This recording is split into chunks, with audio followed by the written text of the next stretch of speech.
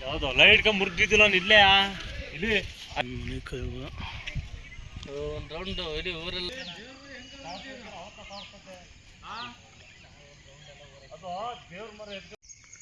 ಹೌದಾ ಹೋದ ಇನ್ನೂ ಇಲ್ವಾ